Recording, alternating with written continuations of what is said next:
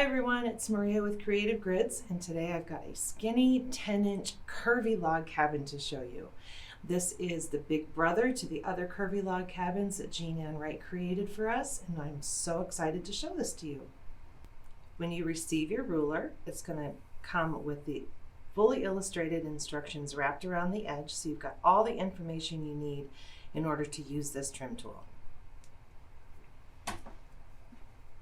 I'm going to start with some center squares, some narrow strips, and some wide strips to make a block. That information is printed right here on the ruler. You're going to see cut narrow strips at least 1.5 inches wide, cut wide strips at least 2 inches wide.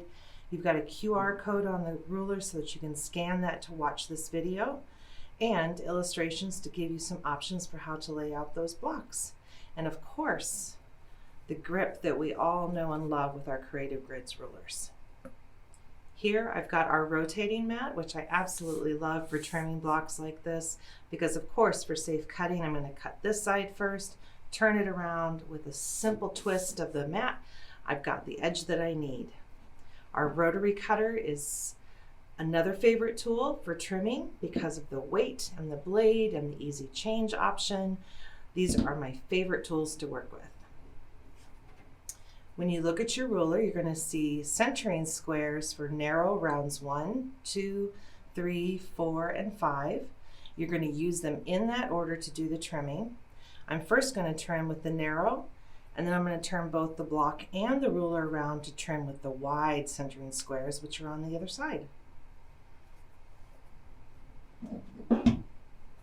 Simply find that center square, line up that centering square on the ruler with it. You're going to see those dotted lines hit the seam lines on my block, and I'm going to trim.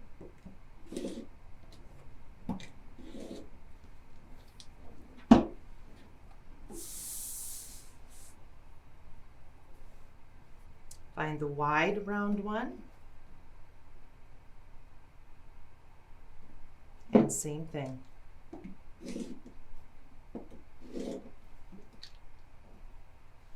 The beauty of these trim tools is that the strips don't have to be exact, and you're going to trim off this little bit to add to your scrap pile. So now let's add round 2. Look at the difference. Here's round 1.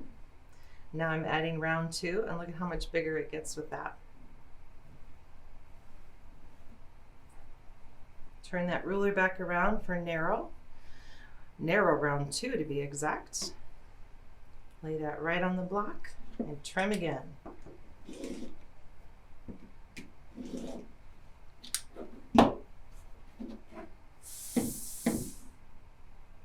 Turn the ruler and the block. Now I want wide round 2.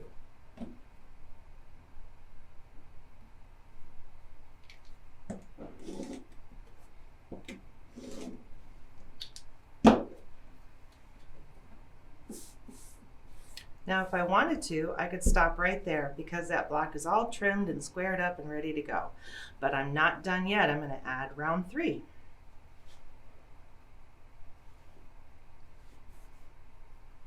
Complete with thread, debris, and everything. Look at that.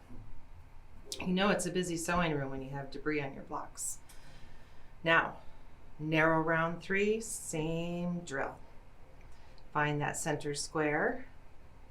Notice that those dotted lines are lining up with my seam lines, and trim.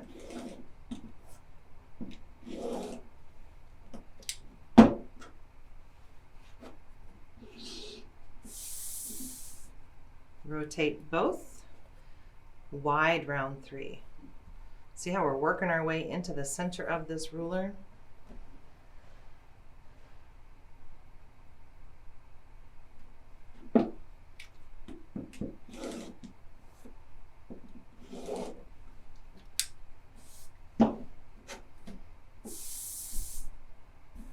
Love it. Another round, round 4. 2 more narrow strips and 2 more wide strips. Find Round 4 narrow, which is upside down, so I know I need to turn it. Narrow round 4 right there.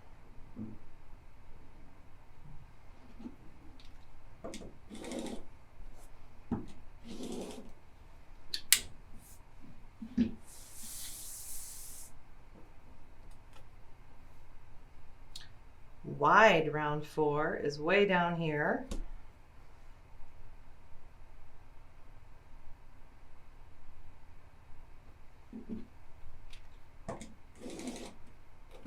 And if you're not comfortable going across the top of the ruler, just rotate that mat one more time so you're always on a comfortable side.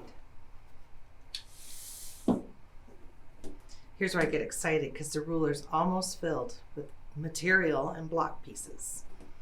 Now, last and final round.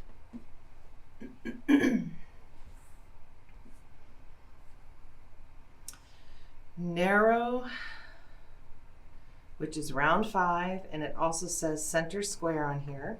You can read it better there. Center square, and the instructions for the size of that are right there on the square. You're going to cut a 1 3/4 inch square. And there we go. There is my final trim. Now, because it's the final, I don't have to lift the ruler. I'm just going to rotate the block to trim.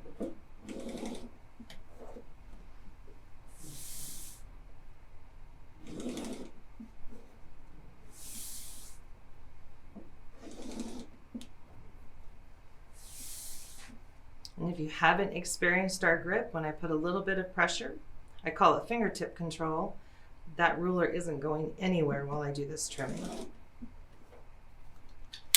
And just like that, I have a 10.5 inch block that will finish to 10 inches with my skinny 10-inch curvy log cabin trim tool. Now there are cut charts for 3 other block styles that I'm going to show you here.